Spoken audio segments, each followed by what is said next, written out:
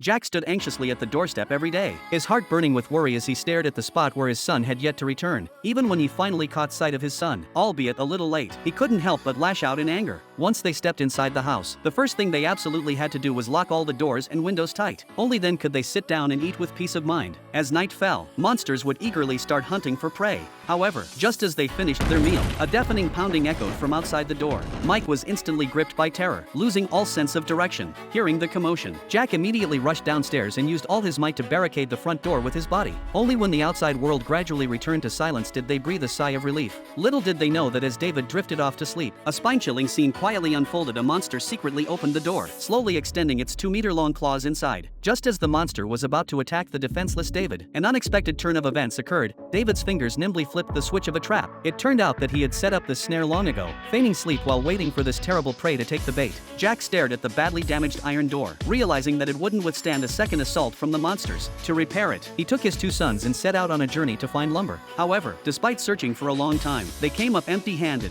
At that moment, while their father was distracted, the 2 sons quietly drove off in the car. Mike and David headed towards the forest. Just as they were approaching their destination, Mike suddenly suggested splitting up. He told David to go look for lumber first while he turned towards a nearby village. However, David had no idea that Mike's true intention wasn't to find lumber but to see the girl he fancied. In the village, Mike was deeply drawn to the girl he hadn't seen in a long time. Casting aside all his worries and responsibilities in that moment, time slipped away unnoticed, and the darkening sky reminded him of his younger brother David. As darkness gradually enveloped everything, the desperate pressure of time forced David to quicken his pace back home. But fate played a cruel and sudden trick on him. In his rush, David accidentally fell into a crevice. When he came to, he realized he was trapped in an abyss 100 meters deep. As he desperately searched for a way back up, he unintentionally disturbed a monster lurking in the depths.